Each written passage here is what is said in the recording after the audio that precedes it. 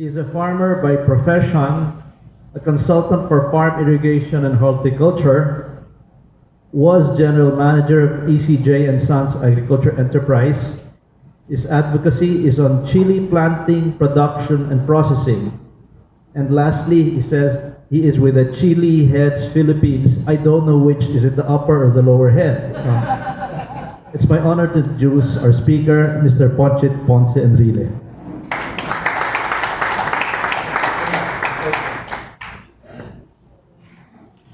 Good morning. I still have a hoarse voice, no? Kasi we just had our Chili Festival last Sunday. Not last Sunday, but the previous one in White Space. And it's been a very hectic week before that, and we have not recovered, most of us. The Chili Heads is no longer there, no? It's now the Philippine Chili Federation because it became too big. So, and it's composed of 7 organizations, roughly about 37,000 members. Informal, no? I'm a guy that don't like formal organizations. So, who's the member of the Rare Fruit club here? There was one here. Ikaw, no? That's also a very big organization, but it does not have president. It just has 25, it has 25 elders. And any two that agrees, I mean, if they want to kick out somebody there, only 2 has to agree. And he's kicked out. So I'm an advocate of those. The moment it becomes official, registered, then it's used by some people to go to government. I hate that, no? Lalapit na sa gobyerno, kukuha na ng pondo, maglalagay na ng Congress, conference, they're all making money, and I feel so bad. So this is largely, what they call this, unofficial. We have 37,000 members in 7 organizations. The Chili Growers Philippines, they have members all over the Philippines. Then there's Kasili, also a growers organization, North, basically Isabela. And then you have the Mindanao Chili Growers in Mindanao. And then there's another group of producers of hot sauces in Davao called the Bawenyo Capsicum. Then there's a quirky group called Silly Wars. They have growing challenges every year. They started September 1. This challenge is started September 1. It will end on February 14. It's growing chili, the best growing chili in a soda can.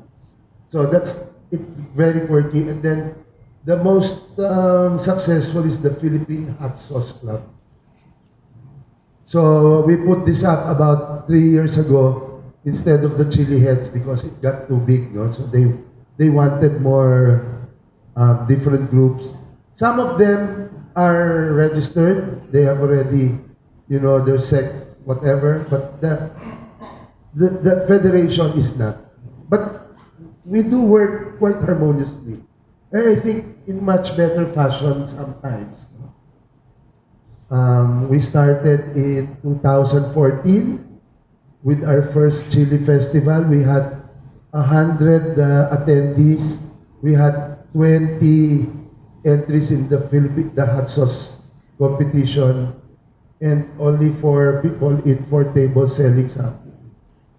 In our last one in White Space, so medyo level up na kami, White Space na, hindi na sa street side. This time we had 1,800 paying guests. No?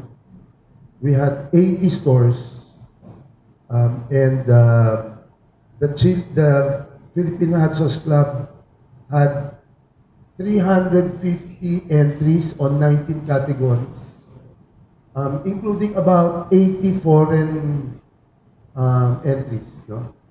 some from Bucharest, from places that I've never heard of.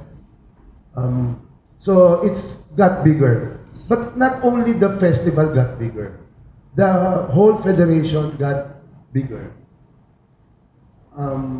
Our advocacy is to plant other varieties of chili.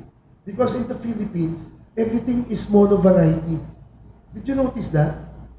Now they're growing red chili, you'll see that in the market, what we call F1, no? Because it's an F1, it's a hybrid. But the labuyo is no longer there. You cannot find it in the, well, Mamasita, that was the advocacy, no? Labuyo is no longer in the palengke. Why? Well, number one, because they're too small, it's hard to harvest, the color is not as red as the F1, it's not as shiny, and it does not last in the shelf.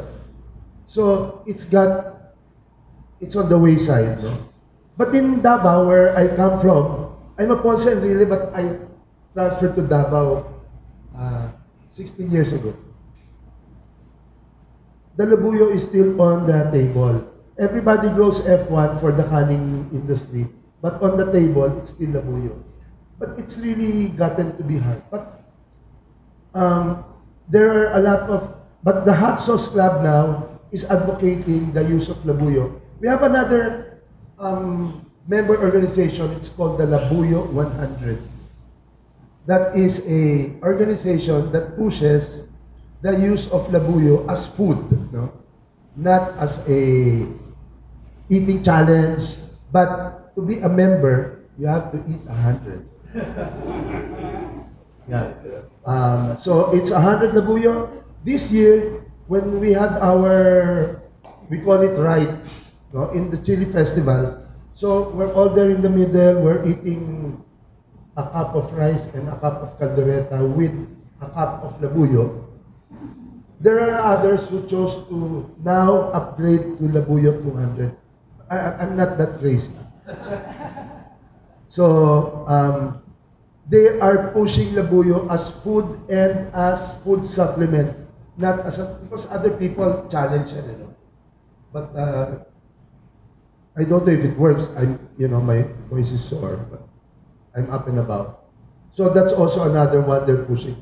But there are heat levels. No, labuyo is 30,000 Scoville units. Okay, the bell pepper is 0. 30,000? Say that again. It's 30,000 Scoville units. A Scoville unit is the unit of measurement of heat for chili. What is that?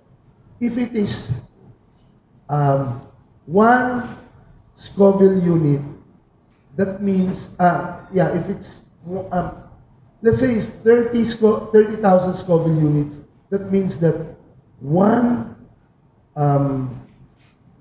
part of the extract will get lost in 30,000 parts of water. So that's how hot labuyo is. It's 30,000. Jalapeno is 10,000. Bell pepper is 0. Now, the reigning champion is the Carolina Reaper, which is 1.5 million. Yeah. So meaning 1 drop of Carolina Reaper needs 1.5 million drops of water to get lost. I mean, for you not to feel the heat. Can I get my bag?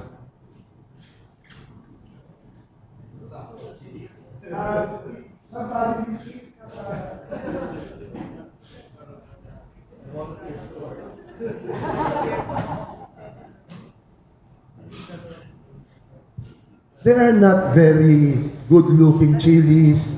They are not, shall we say, so this one, I won't eat it, no? And you should touch it because you might be going to somewhere later and touch something. Again, the heat level is called what? Scoville. Scoville. Scoville. Scoville heat units. Yes, so it's also, SHU. yeah. That's also what it's, SHU, Scoville Heat Units. So this is, why do we want to grow this? We can grow this very well.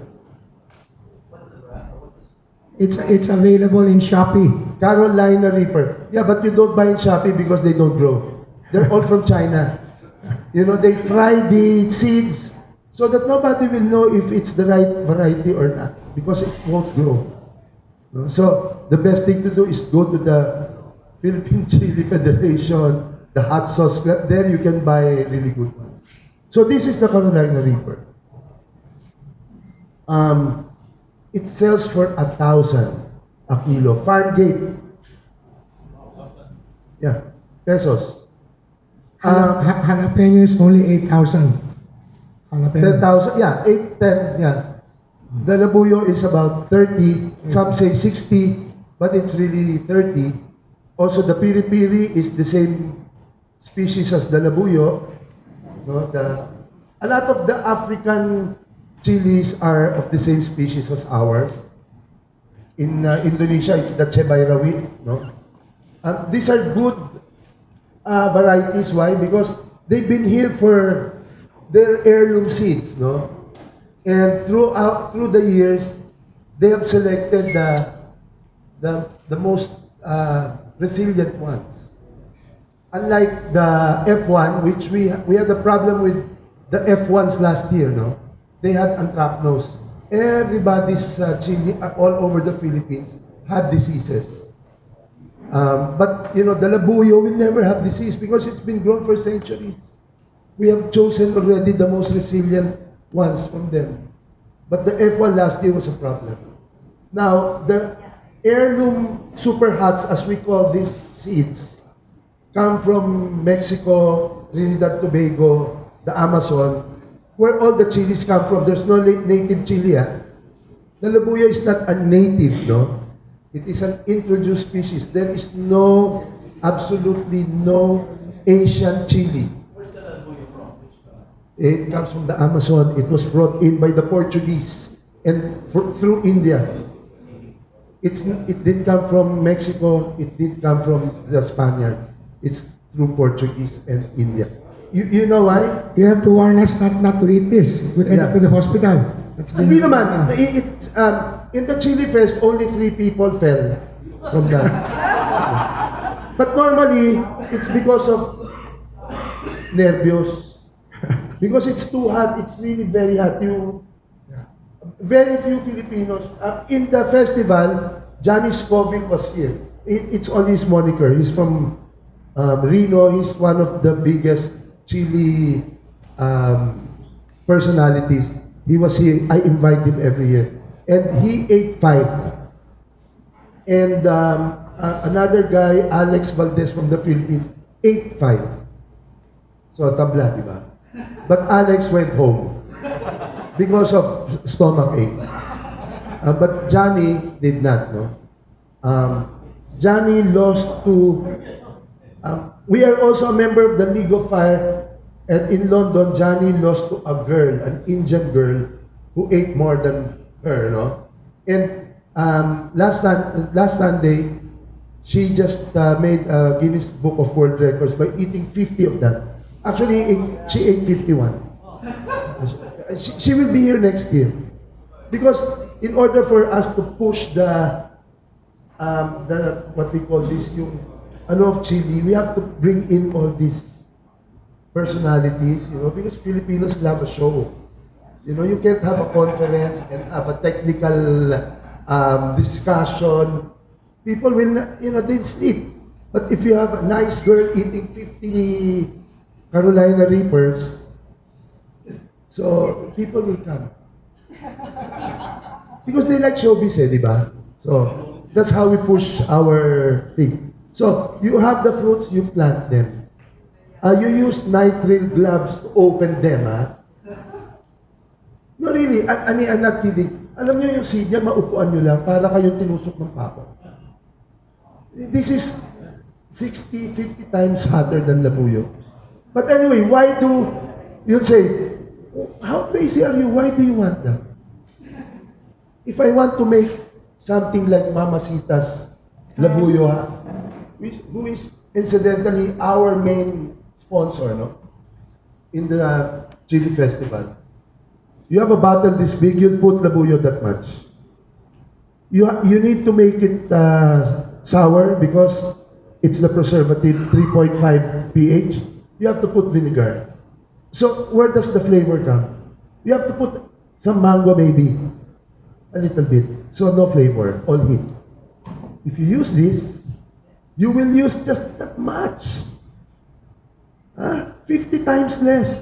And that can be all vinegar and mango. You will have the flavor. Why don't birds feel it at all?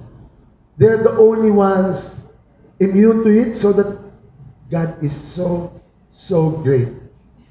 He made birds not feel it so that they can spread the seeds. Because if the rats didn't feel it, there will be no more chili. Because they would eat the fruits and nothing. What is it that the birds have? Only the birds. Insects also feel it. What is it the birds have that they don't feel? I don't know. But they don't. Definitely. Because they're the ones that spread this all around. The rats can spread it because they eat the seeds, but they don't like it. No? Only birds are immune. But chilies are not really insecticidal. Because they're also prone to insect. No, the fruit flies are always there. So it's not, when they say, oh, you make an insecticide with chili. That's bullshit. Because the chilies themselves are attacked by insects. So, I mean, you have to also look at the science. You cannot be emotionally intelligent. Or like most government officials, artificially intelligent. Why age of artificial intelligence? Anyway, let's forget that. So you get that, you plant, no? It's 1,000 pesos per kilo. What are our problem now is the processing. Why? Because, we in the association, there are more than 600 brands of chili sauces. 200 of them chili garlic, because that's the most common now is chili garlic. So there are about 200 brands. And out of the 600 brands, only 5 are registered. Only 5 have FDA approval. Simply because it's so hard. Because Filipinos love bureaucracy. Everybody wants to sign something. Because if only one signs, Sanchez will get out of jail. See? So that's why we also have all these signatures. You buy something in the supermarket, the security guard has to do something. Like that. Such a waste of time. So, but anyway, so only 5. And they are exporting a lot. And you might not believe it, they're exporting to China. Yeah, where chilies are cheap. Because they don't have flavor. They only make chili, they don't have our flavors. We have a Davao death sauce with durian. We have the last winner in the Texas Fighting Cup was the brand is Garapal and the variety was chocolate at kape. I mean, we're so crazy, and yet, but we can sell. Yeah, it's a hot sauce named chocolate at kape. And there's one that's called usok, because they smoke the chilies first. There's one that is called, and it's all made of green labuyo, gayuma ni paloma. You should have gone there because it is such a, just go to the Philippine Hot Sauce Club. And they have a lot. There are hot sauces for ice cream, which is banana flavor. Plenty. The talent of the Filipinos come out, but only 5 are registered. Why? Because it's so difficult now. So now we found out. that if you go to the provinces, chances are, in a month's time, you'll have your license. Because the FDA has quota there, and they cannot comply. You know, they will have zero production every year because nobody wants to. So, they encourage people to apply. They help them. Dito, islabing ka lang ng FDA. Why? Because the big pharmas are here. They can make money on the big pharmas. Not somebody who makes sinamak 10 bottles a week. You know, so the problem is still bureaucracy. That's why we don't ask help from the government. We have done this by ourselves, you know, and we are now part of the international circuit of hot sauce events. We have 600 brands, largely not registered, but who cares? But all making money. I'll tell you, this is the problem. You want people to make the hot sauce, but you need the supply. And it's so hard, you know. We have a member in Isabela, I won't say where. He planted last year. You know how much he made? In 1 hectare, guess. Guess. $500,000? 5, 9. 9 million. 9 million. So he had 2 failed crops this year because of the El Nino and the typhoon. It doesn't matter. In how many months? How many months? 11 months. 11 months. 9 million. Mhm. This guy just bought a tractor cash. Ingit na ingit ako eh. Kasi mayaman naman yung mga amo ko pero ayaw naman magtanim ng ganyan. Which one? Carolina? What is it? He planted yellow habaneros. Habaneros. Because the yellow habaneros, it's the most fragrant and most hot sauce makers love it. It's 350,000 Scoville units. No? Pero super bango. Very fruity fragrance. No? So, because you need, it cannot be all, you know, Tabasco is such a lousy, boring chili sauce. It's only vinegar and, yeah, but you know, if you have something that has smoke, in fact, there's one with, with lechon. It's not halal. It's not vegan anymore, no? But there are sauces like that. I make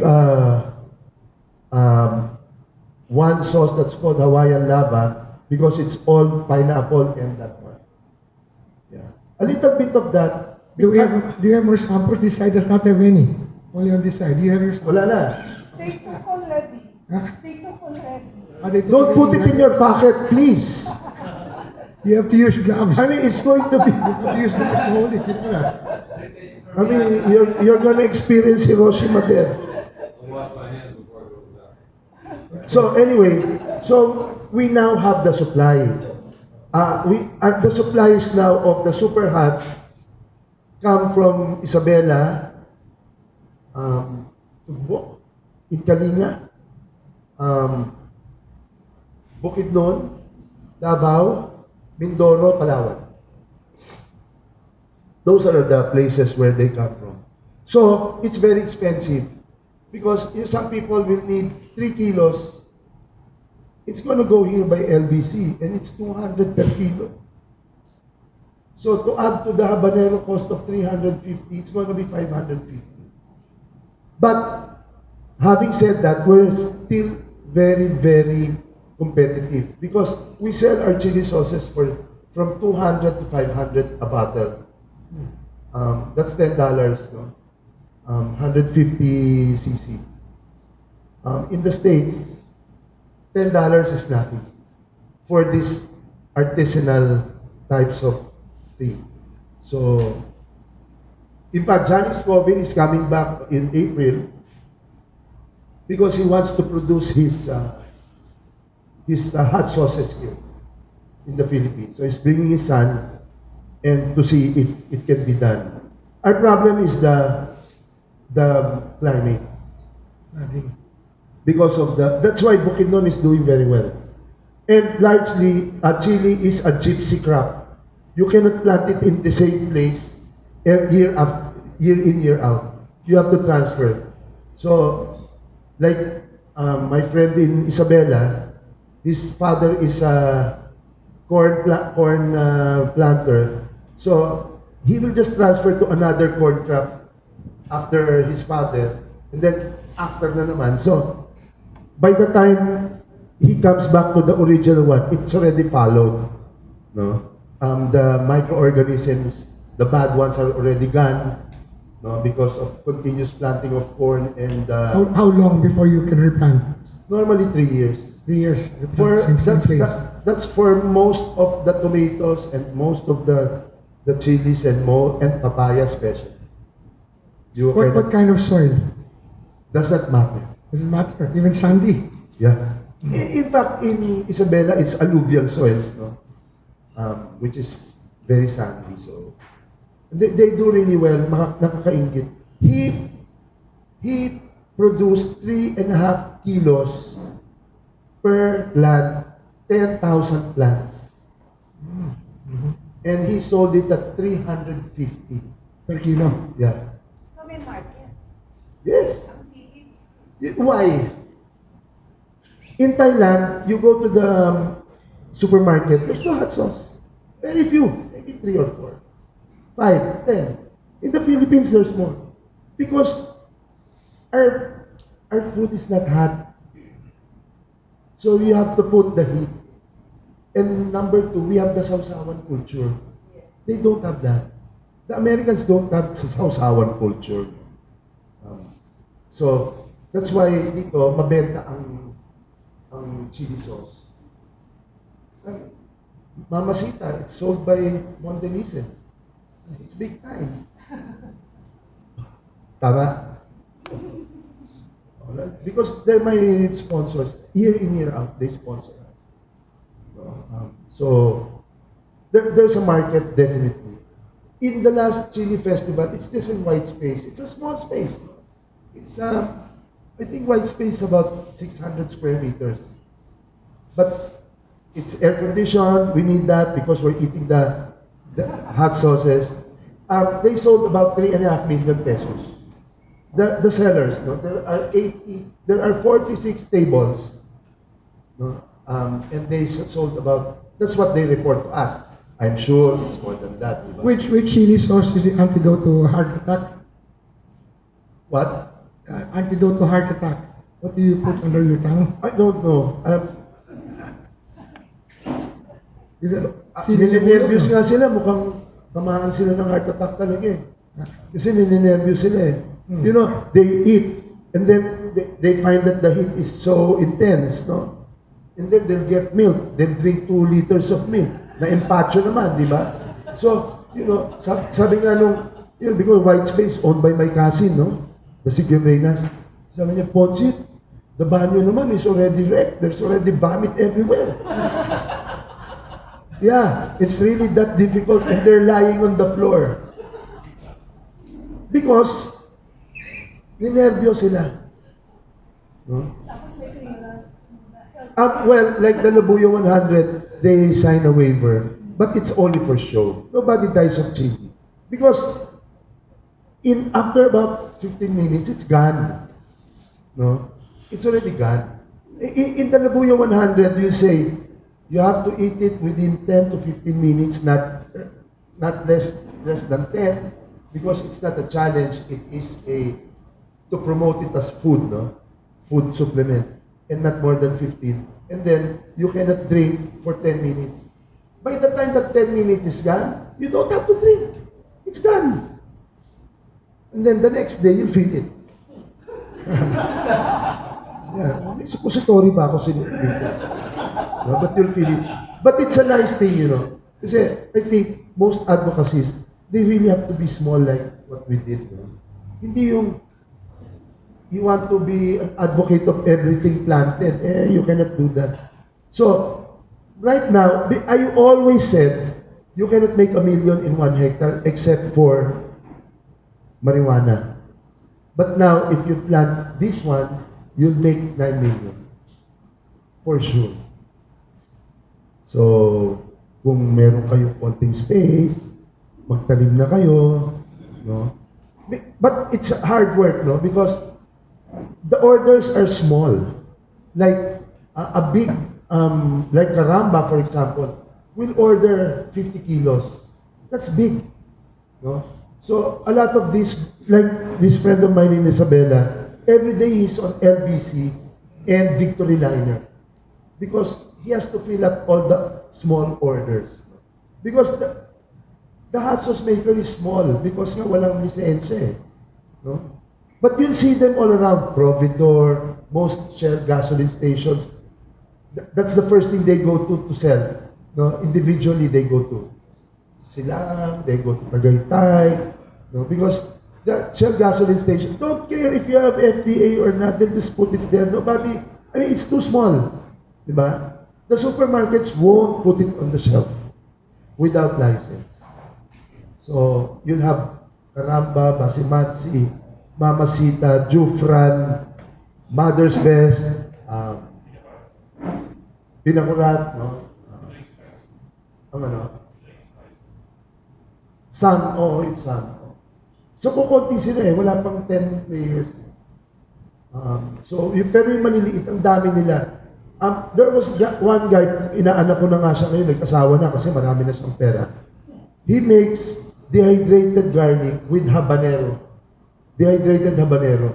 And you can put it in anything. If you have pancit, you can put it. If you have fried chicken, you can put it everywhere. And the pack is about this big. He sells 2,500 units a month. And the cheapest variant is 180 pesos. And according to him, when her mother died, they were left with the house, no money. So they had to work on their own. And now, yes, 2,500 units at 180. How much is that? 400,000? So there are a lot of success stories, and we really want more. So we want the event to be bigger, and we wanted at first because they can't get their what we call this, their licenses. We wanted to finance a commissary. You know, like maybe just this big. And then we will timeshare it. So, you know, a small chili garlic producer can say, I want to get the place from 1 a.m. to 4 a.m. because I'm coming from the call center or whatever. But the FDA will not allow it. They will not allow sharing of facility. But why? In New York, they do that. You know, all those small bakers, they have this big building and they're all there. Diba? They're stealing up ingredients from each other. But here, they will not allow. This is ideal for a rice farmer who has only 1 hectare left. Yeah. Can you imagine if you just plant it on the borders, you'll probably be able to plant 500 chili plants at 3 kilos. That's at 1.5 tons. At 3,300 na lang. Oh, that's how much? Versus what a rice farmer makes in his 1 hectare. Yeah, because it's only 1 hectare. That's the problem with rice. They're comparing rice. Oh, the farmers are not making so. Yeah, because in California, the rice farmer has 500 acres and they make less per acre than the Philippines. Everybody thinks the Filipinos are bobo farmers. No. We produce more per unit area than the rest of Southeast Asia in rice. Except that we have little space. In 1960, we had 5.2 million hectares of land for rice. Now we have 4.8. And we had 60 million people, and now we basically doubled our population, and we produce less. The Thais from 6 million, from 10, they became 16. They want to be 20 in 2025 or something. And yet, they have less population.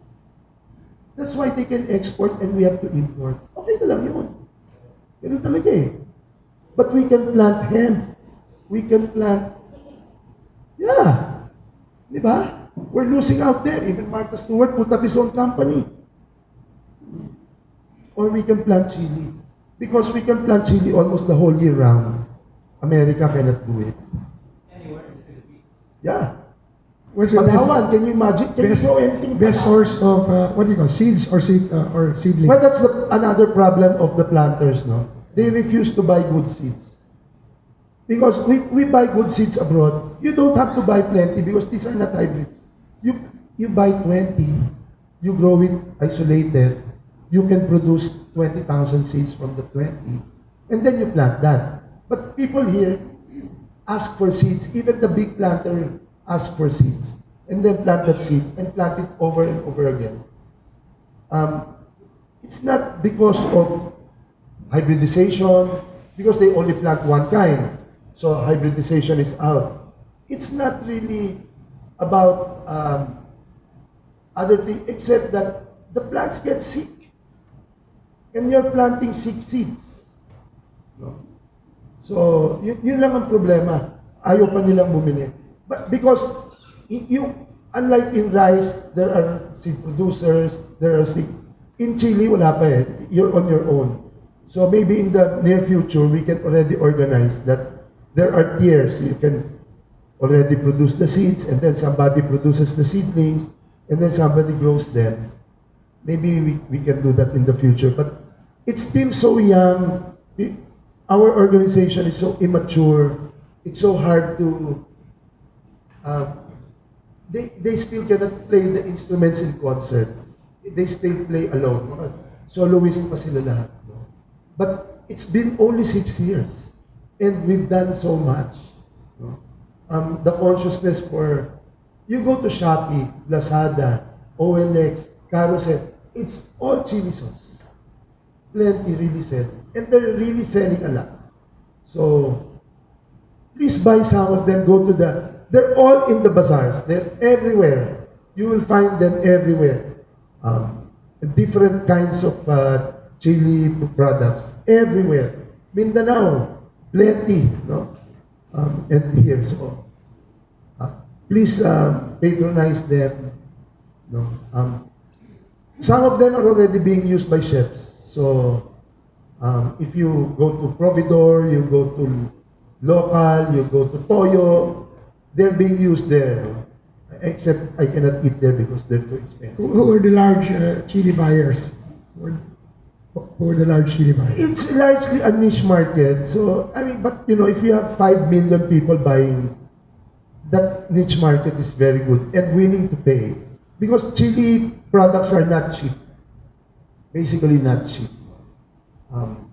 So right now, because there's still no distribution organization, the chili sauce maker is making a lot of money.